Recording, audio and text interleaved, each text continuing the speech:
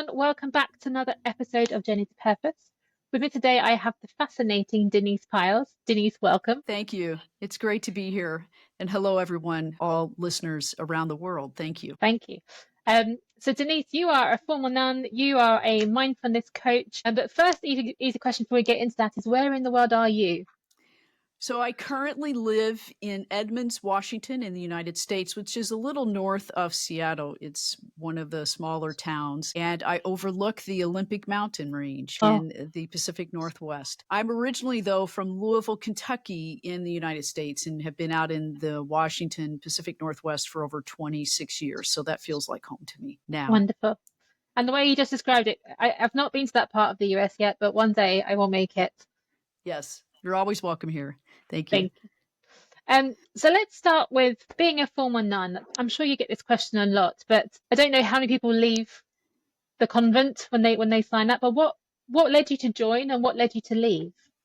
Great. Thank you. That's a great question. So what led me to join is I grew up in a Christian family, born and raised Roman Catholic, and one of 7 children. So I sort of lived a community with other people, brothers and sisters. They were much older than I was. I was number 6 of 7. And there was about a 20-year age gap from the oldest to the youngest. I joke about I had 4 mothers and 2 fathers and a sister, and all of us were together. And for us with my parents, it was all about, you find your way to God. You're on this journey here, but find your way. And then when you get older and you can make those decisions yourself. And also what was important for my family, especially my mother, was service to others. My brother, one of my oldest brothers, had polio growing up. And as a child, the only organization, my mom would volunteer for the March of Dimes, which was an organization that collected funds for children with polio or other needs. And one day I'm walking around the neighborhood with her. I remember being 7 or 8 and asking, why are we doing this? And she looks at me and says, because that organization was the only one that helped us when we needed it most, and we need to give back. So that was ingrained. How do I find my way in how I name my higher power, and how do I serve one another, and a desire to live in community? So those were kind of things what drew me to be a nun. And I was a nun for 8 years, and it was an incredible experience. It was one of those life-changing, transformative experiences. I loved it. I was in a religious community. The other question many people ask, well, did you wear a habit, special clothing that identified you as a nun? And it's like, no, I dressed kind of as I'm dressing now, but we had a symbol or cross that we wore in our work in ministry and service. I left after 8 years. It was a very hard decision. It was one of the hardest pivots I had to do coming in on midlife for health reasons. As a woman, I had chronic endometriosis and had 6 abdominal surgeries in 6 years. And so that painful journey, saying, I need to get off this train of how I'm living. Now what? And then did a repivot at midlife to pivot to corporate, because I knew I could not financially make it serving in ministry when I finished being a nun and trying to do ministry as a layperson, not in an ordained setting or a clergy or a religious community of women. So that those pivots of joining and then leaving, the irony is that how I'm living today is that I feel that it's still true to why I joined being a nun when I did. I have a desire of community, family and friends in my current life or my community. I have a desire to serve others, volunteering, wanting to help people on this journey of life that we're on, and walk with them as a mindfulness coach to say, hey, I've been there, and I want to journey with you. It's not as hard as we think to practice a consistent practice of mindfulness in our day, no matter how busy life is today. So those were, and to serve and that sense of service, and how I relate that spiritual, emotional, and physical, like that integration of an integrated, meaningful life. So it's like I'm living kind of what drew me then and what still draws me today, even though how it's lived is much different. So I think it's a really interesting point you make from the point of view of, we have these ideas of what it means to be spiritual, what it means to have faith. And my dad was actually a vicar, a Church of England vicar. And for him, I remember saying to me, it's not about who comes to church the most. It is about how you live your life. It is about the actions, not just the words. Because we can all say, I'm going to be the most pious, amazing person, and then, of course, not do it. And I think for you to make the transition as you have, but also still, I guess, carry your faith and live the life you want to live, it just shows it is about actions. It doesn't have to be a bubble. That's right. That's a great analogy and a great idea in the sense of how we embrace our spirituality. In personal development, spirituality is a category. I know in the States, it's people maybe tend to shy away from it because it's so close to religion. Mm. And mindfulness is another word in a similar way, although mindfulness can be a spiritual experience, but it can also can be something else, like how you be present in how you live your life. One of the best definitions of spirituality I heard, I was studying theology and I took a course on the spirituality of Alcoholics Anonymous. And the two professors, one was a priest and one was a nun. One was an Alcoholics Anonymous ACA counselor, and the other one was a recovering alcoholic. And they described, for those who don't know, Alcoholics Anonymous is an organization that helps people live a sober life and in a support group. And there are 12 steps. And the second step is you come to believe that a power greater than yourself can restore you to sanity. The beauty about AA and what I learned from these two professors is that spirituality is defined of all your energy moving in the same direction toward a higher power that you believe in, whatever that higher power is, be that energy, be that love, be that yourself, be that your best version of yourself, be that sobriety, be whatever. So it's a way of, they call it in the 12-step program, they spell it as an acronym, God, good, orderly direction. And that spirituality is, the pieces in your life are moving in the same direction. Like, do you feel, when you feel at your best, like you feel integrated, you feel things are kind of flowing and you show up and you feel that sense of centeredness and groundedness. Those moments, in my opinion, you're living your spirituality because all your energy is moving in the direction of who you are as your best self. And for me, as a Christian, as a former nun, my core value is love from biblical scriptures that says the first commandment is you shall love. And when Jesus says you shall love yourself and your neighbor and God, the sense of all of that mixed in. That's my core value. I work with people where their core value may be peace or relationships or kindness or practicing goodness or serving others, or to say to not judge people, so that what is their core value, and that mix of how we are helping us move. So I love the spirituality as a word for personal development. Mm. And I hope we as a community of people can continue to claim it and reclaim it in our lives of what that means. No, I know what you mean. And I think also what's interesting about your journey is, you've embraced mindfulness. Now, I remember, again, growing up, my parents are probably, particularly for the US, what you describe as liberal. For Europe, probably average. But when I was younger, things like martial arts were seen as possibly slightly bad because of the perceived influence. And then as they got older and they understood, because obviously these things were introduced into the UK when I was a child, and they totally embraced them. Same with mindfulness. Mindfulness has had this kind of Eastern spirituality approach. But what I love around what you're saying and what I know from a science point of view is, mindfulness isn't about a religion, it is about a spirituality, and what that means for different people varies, but you described it very well there. But also, the reason I love neuroscience is because it explains why a lot of this spirituality stuff works, because of what it does to your Mm-hmm. brain. Yes, yes. And so having someone who's lived such a full, the full fat version of the Christian life for 8 years, Mm-hmm. and then has also gone, well, actually, I can see how this can serve people. I think it's really important to have people who can walk that bridge between Mm-hmm. religion and spirituality, because religion means a lot to a lot of people. So does spirituality. They don't have to be separate. Right. That's a great point, that sense of walking with people to be that bridge. And it's palpable to approach that because also what I grew up with my family and also what I learned as a nun was my mom and dad were saying, this is how we're living our relationship with God. You're living that as a child, but you choose how you want to live your Mm. faith. It's like you find something that works for you. Same thing as a nun. Like being a nun, it was like rules, like, yes, we took vows. And they said it's a sense of your relationship with your higher power is the most important. And so find what works to you to pray every day. They would say pray for an hour every day, but it's like find what works for you. There was not any, like, you had to fit your core values of how you live your life into a box. But it was like, you're part of our community, welcome. And this is how we live community, these values, you're aligned with them, but also make that work for you. So again, it's how I coach people in mindfulness, is that find what works for you. Find those pieces in your life that you resonate with. Like, for example, many people think of mindfulness as sitting in a certain physical position for several hours a day. And that is one way to practice mindfulness. That's to me the ideal way. But in today's culture, I thought to myself, and I pivoted to tech and working, and I still work in tech today, that high pressure environment and the sense of life is moving so fast. And now we're in an AI environment on top of that, which makes the pressure and intensify even more. How often do we have several hours a day to meditate?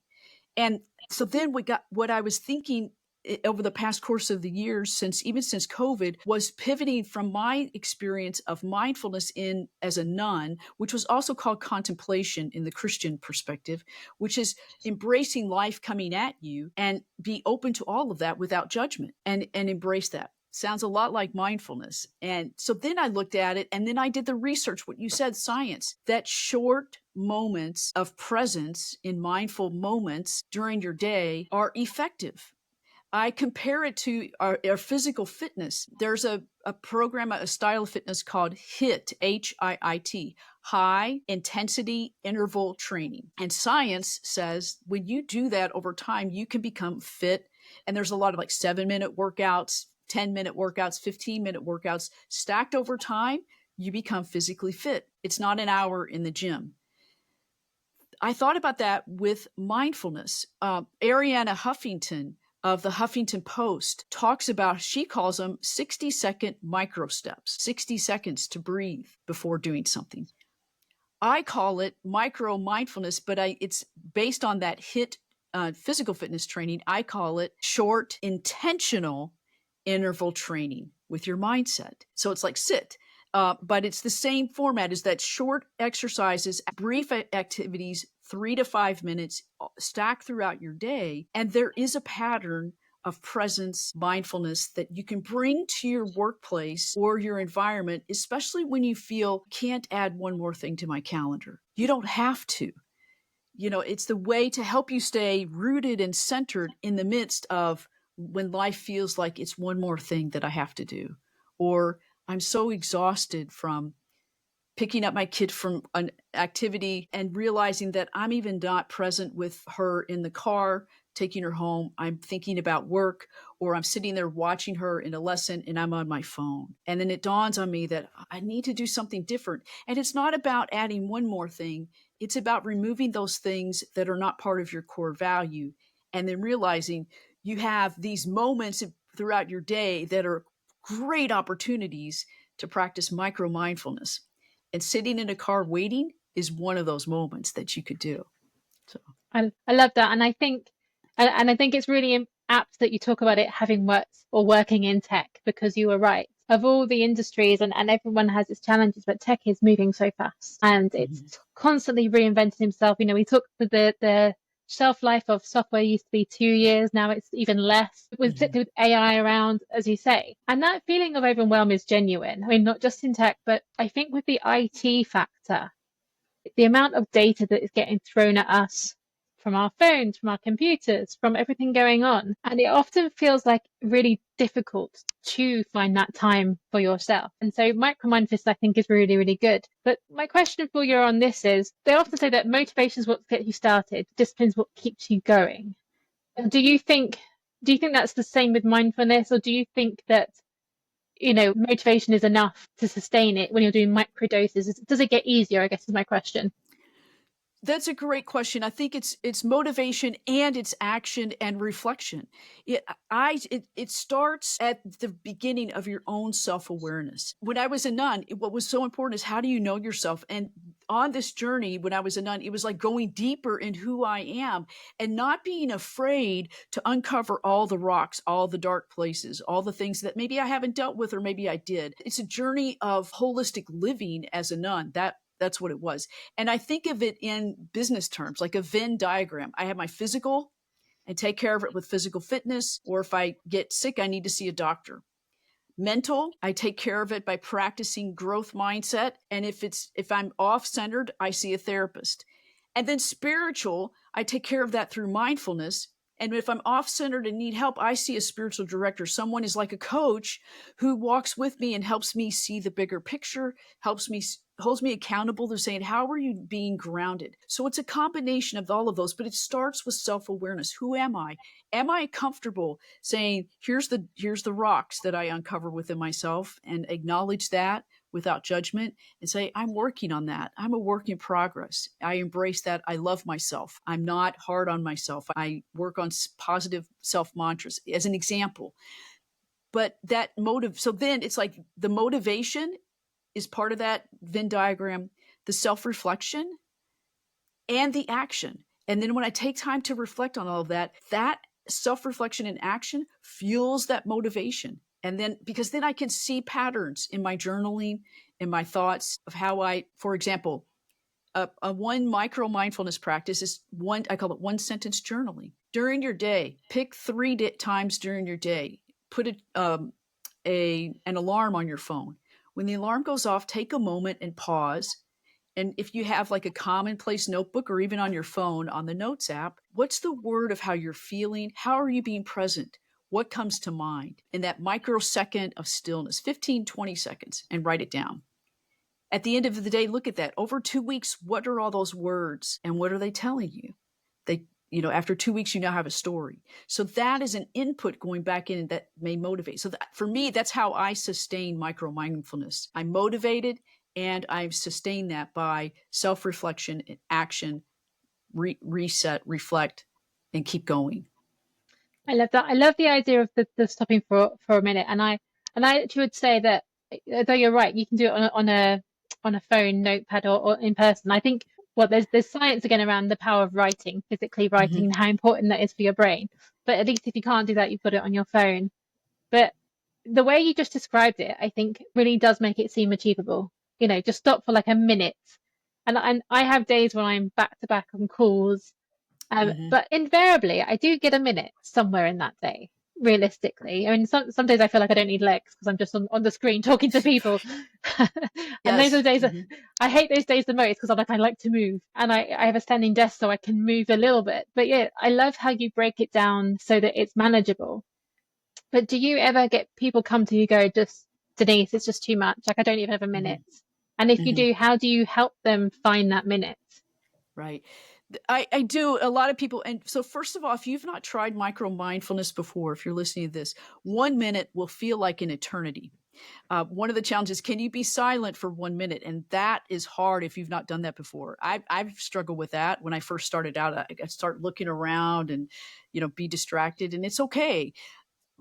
What I most say to most people is like, just take a moment, just walk through your day. And when are like those transfer moments or pivot moments from, say, work, maybe on your way home, a commute, maybe on your way to go get a coffee or cafe, or maybe it's right before as you're maybe doing dishes or cleaning up after a meal, or think of those moments that involve a pivot from one activity to the next. And don't look for the minute, look for 15 seconds and test yourself. Just put on your phone timer 15 seconds and see how long that takes. Then the next time you do it, set that timer and just take a pause and just take a deep breath and sigh out loud. And that, from science, it's like that act of doing that aligns in the brain all of those neurons that say relax, that tell you to relax. That's a micro mindful moment. And you didn't add anything to your day, but you had 15 seconds going from one place to the next or something. That's how I start with people who say, I've done this and I don't feel like, and then it's like the challenge is, what can you remove within yourself and your own self-awareness? When you take that pause to reflect, is there anything in your life that you can remove or shift or pivot that can create a little more space for you? And if you're not there, that's okay. Keep looking for the 10 seconds, the 15 seconds. And if you can or think about it, I did 2 today. I did 1. Keep a list. And we also know that, I think, when your brain, you mark a checklist off, your brain, that's like, it's a rush of endorphins or Oh yeah. something. It's like, I feel so, good now. yeah, it's like your calendar. Put an X. I actually did a micro mindfulness activity. And then you look at that and say, wait a minute, that's another option. That's what I tell people first starting out. And to give yourself grace. And by grace, I mean, it's like the sense of not be hard on yourself. It's not about perfection, and it's not about X number of times, or I can do this so long, or it's an intention and practice to say, I want to be fully present. Like if I have time with my child in the car during a commute going home, I want to turn off the radio. I want to make sure I'm not looking at my phone and just listen, that my child really knows I'm listening to them and present. And if that happens once during a week, that's a huge win. And give yourself grace to do that. And then it's like, and as you build those and say, hey, I felt really good when I did it. For example, one of my nieces works as a nurse in a federal prison. And she said she has meetings with the nurses and it's always stressful. And she read my book and she said, Denise, I took one practice that you said right before the meetings. I said, we're going to take a minute, or they did it 30 seconds before we start, just so that we can all be in the room and just be present to what we have to talk about. And she said, it was the most amazing experience. We're doing that every meeting now. So Amazing. that just one thing. And it was just for them to get wherever they were coming from with a meeting and just say, can we just take a moment, 15 seconds, 20 seconds to breathe, just be still, and then move into what we need to do. I love that. And again, the way you incorporate it on is so simple and so achievable. And I want to go back to something you said a bit earlier, which was around knowing yourself. And obviously, as a nun, you really had to explore yourself. But I think it's a really valid challenge for many people is, how do I know that what I want is what I want? How do I know that this is the life I want? Because you get societal expectations, you get familial ones. And did that journey to know yourself look like? Are you still on that journey, perhaps?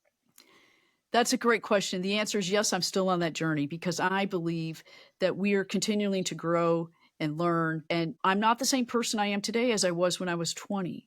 And I'm not the same person today, that I continue to change, and insights continue to form, and life experiences. So all of life, like, it's willing to embrace all of life. It's also that willingness that your inward journey is James Baldwin calls it, like, it's like, that's a real journey worth taking.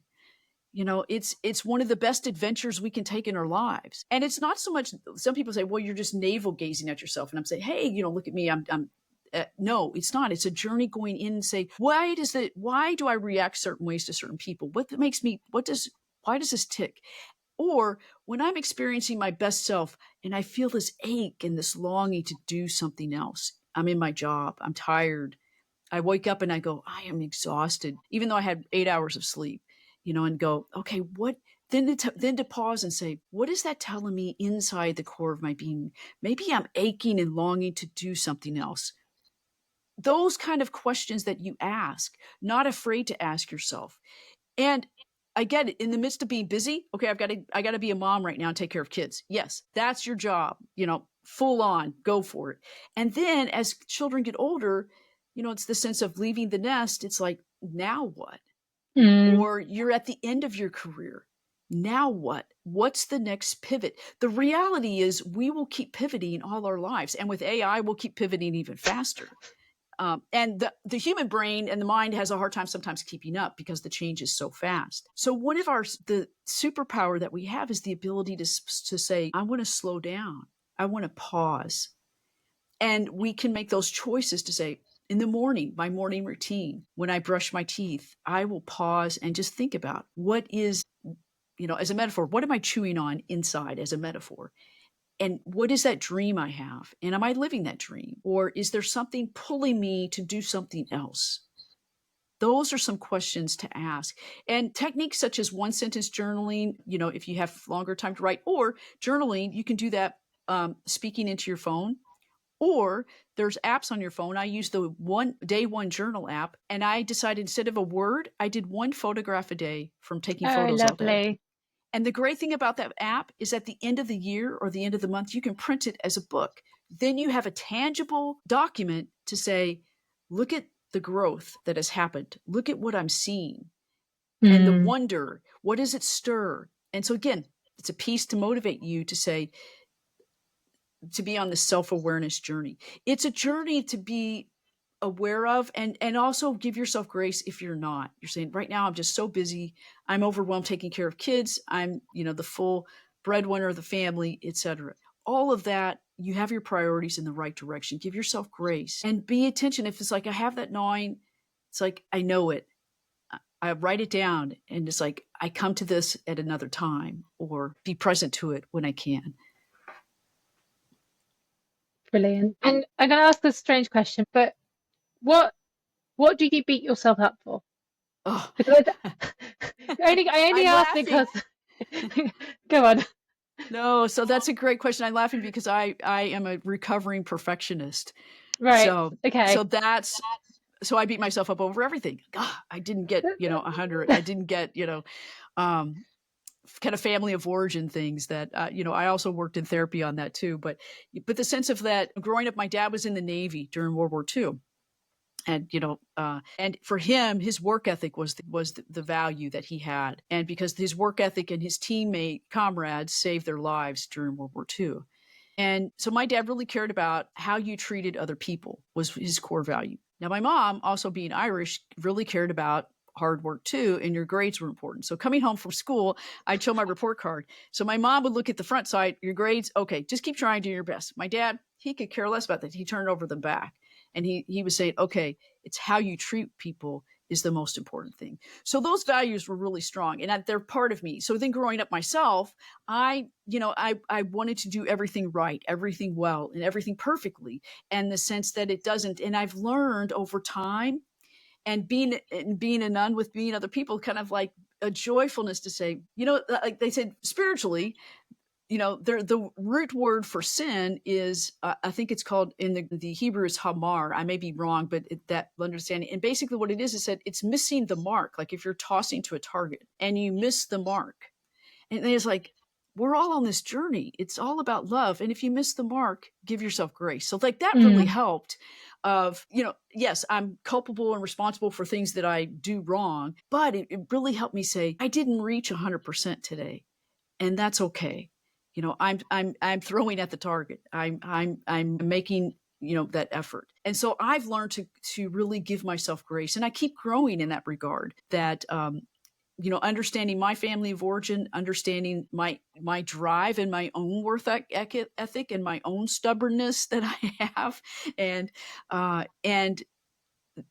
the sense to give myself grace that in our vulnerable moments, in the moments when we may not miss the mark, we come to learn something about ourselves that is a priceless jewel of insight that can help us become our better selves tomorrow. And when I've experienced those moments, then it's like, oh yes, it's like, give yourself grace. Don't be so hard on yourself.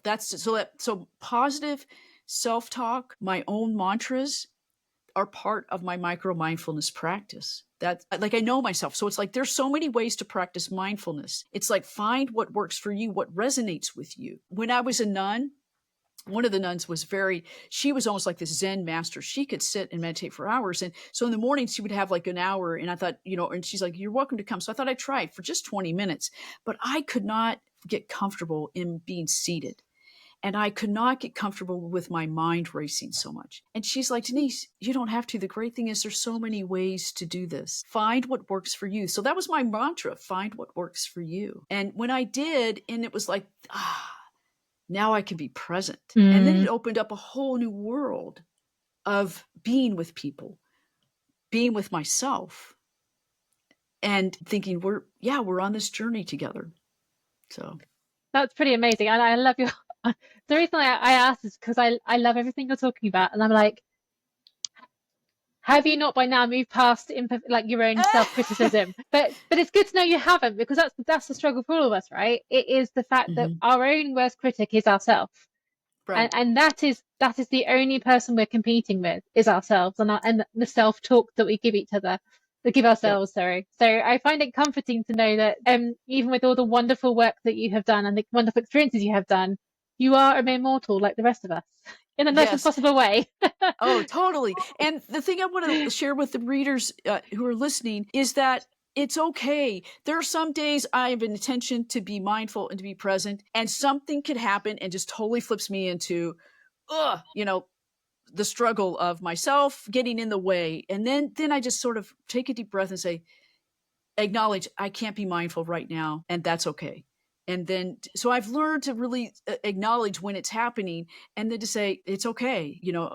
Tomorrow, the grace of tomorrow is that we have another day to live and be present. And Mm, so that sense of how I show up, and if I wasn't my best, it's that sense to, can I hold that with grace? Kind of like, I love like when my nieces and nephews, or like one of their great nieces goes running and crying, and her mom will hold her and say, it's okay to be afraid. It's okay to be fearful. And it's that sense of that self-love. Can we give mm, ourselves that? But it's okay that we're not perfect. So yes, I am with you on this journey, all probably till the day I take my last breath, that I stumble in my imperfections all the time, and giving myself grace to say, and then it helps me then to not judge other people, because sometimes that mm, can be really hard, and say, gosh, I wish they just, have you been in meetings and you just kind of shake your head metaphorically, and then to say, maybe they're showing up today as they're coming as their best way possible, and it may look different than yesterday, but can I just hold that in grace? And so then it's that challenge to, how can I do this for myself and for others as well? Do you ever have this happens? Like, I like everyone by default. I'm really annoying like that. Mhm. But in my life, there's been like five people probably I can name who I've like, I just don't gel with you. And no matter what they do, they trigger me. And because I'm so conscious of this fact, I do my utmost hardest to be super supportive and do all the right things. But inside I'm going, why are you doing what you're doing? But do you ever get triggered by people still in that way? Or have you ever had people you can't shake? Yes, I kind of laugh going, this, oh, I think I have a list of about five people in the world too that really drive me bonkers, or, in the sense of that. Yes. And the good news is, you acknowledge that, you are aware of that, and you know it. And yet you're choosing to say, I am going to step forward as my best self and to be as supportive as I can, even though internally it is like cringing every bone of my marrow that hurts. But I am willing to be present to this person, as hard as it is. I And mean, that's that. I'm not always as good as I should be, but I'm aware of Right. it at least. Right. I'm aware of it too. And sometimes I just kind of unleash, and, my worst self. And then it's like, oh, this did not Yeah, help. But yeah. to acknowledge it, and then if I have to apologize, I will do that, and then, or make amends, and then keep going. But again, that self-awareness is very, I believe, very critical and very important, because then we can make choices of how we Mm. respond. No, Yeah. I love that. And I think, again, and it all really comes back to mindfulness in many ways, of this practice of listening to yourself, being where you're at. Because it goes back to, if you know yourself, well, but someone said it's probably like a film, but like to know others is wise, to know yourself is wiser. And I Mhm. think that is the crux of why I love mindfulness. For whatever reason you choose to pursue it, it helps you to be present. It helps you to know yourself. It helps you, therefore, to deal with other things better. And I think people, I said, I haven't done micro mindfulness, but I think something I'm going to look into now. Thank you very much, because it makes it more achievable. And I think Mhm. that's the thing, Mhm. is we set these high bars for ourselves, or we listen to what the world tells us. It says we should be all these things at once. And of course, no one has time to be all these things at once. Right. Going back Yeah. to your mindfulness, your micro stuff, that's achievable. Yeah, it is. It's the meaning of life is in the moment we're in. We have remembrances of memories that help us, that we bring forward, and then our worries about the future. But how we are present in the moment, that's when the experience and the memories that form, that say, I will remember this because I was present in this moment. I remember this moment. I remember. And those moments of joy, also the moments of trauma, but the moments of joy we remember because we're so fully there in that moment. Mm. as an example. And so it's like, I want to create moments that I can be fully here in the moment. And then when those opportunities are no longer there, it's like I still savor those moments. For example, my dad fell towards the end of his life and broke his neck. So he was paralyzed from the neck down Mm. for 9 years in a nursing home. And he was a very fully present moment guy, and which was an incredible experience to be with him. And to be with him, he would look at you like he could see right through you and say, I love you. And the joy that I experienced with him at that time. And he died in 2009, but I still miss him. I still grieve for him. And I come back to those moments where I envision him looking at me and looking through me and saying, I love you. And that is an anchor point in my life. And I remember that because I know I was present with him in those Mm. moments. As an example, those were micro moments of that over time, over 9 years, stayed rooted within me. So that's an example that it's small, it's tiny. And first of all, embrace that this is a good thing, even if I can't do it for longer. Because sometimes I know this, I do this, I diminish and say, oh, that's not going to help. I only have 5 seconds, I only have 10 seconds. Wait, let's see how long 10 seconds last. And then there's a space. And it's like, what can you do in that space? And I think micro mindfulness gives us that space to breathe, space to pause, space to just take a breath and say, I'm okay, I'm good. And then we're on to the next moment, the next chaotic moment that might be there, right? Once we stepped back. It's funny you describe it in that, because I now in my mind came to a couple of memories where these are like 20 odd years ago, but in those moments I was so present. And it was random things. So I was backpacking around South Africa and I was staying in a hostel. I was sitting outside and I was I had a hole in my jumper. I was sewing my hole up. And it just felt so perfect for a moment, just being in that moment, just sitting there sewing under the African sun. I mean, it wasn't terrible, obviously. And it's funny, I would have never put that as a micro mindfulness moment, but I think it probably was, because I was so present in what I was doing and my surroundings and how I was feeling. And I don't often afford myself time to take those moments. And I think most people don't, as you say, because we're running around. But hearing you describe the difference with your dad in those moments, and obviously I then think about my own parents, and they are in their late 70s, and how often we're actually not present with each other. Like every month, my family come around for what they call Doggy Day. I have a dog. They come to see the dog, not to see me. My mum and dad comes, my brother comes. It's a whole thing, and I feed them, and they just ignore me and play with my dog. Um, and we always say, like, we're not a needy family. Like, we don't expect a lot of each other. If anyone needs anything, we're always there. But it does make me wonder, even in myself, going, well, could we be more present with each other when we're doing stuff? Because my mum does a lot of charity work. She's always getting phone calls from random people. My dad's hearing isn't as good, so he kind of loses the focus a little bit. My brother loves his computer games, even though he's in his late 40s. And why not? But maybe one of the things for me to take away from this conversation is, okay, so how do I get more mindful, present moments with my family? Because they're not going to be there forever. And I'm sure other people could have that same thought process as well. Yeah.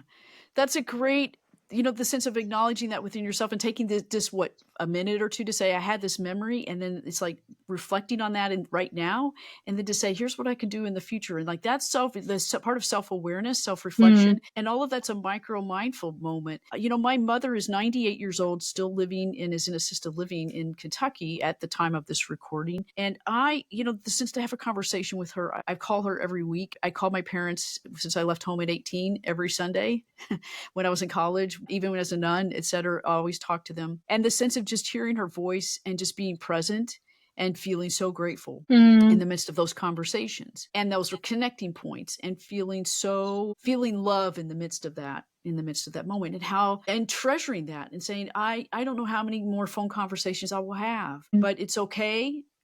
I have this one, and this one is wonderful. And this one, how do I keep being present? So that's what micro mindfulness helps me, is really savor the moments that I have with loved ones, with family, with friends, and really be like, I can't remember who said this quote, is like be all there when you're there, or be all there when you do something.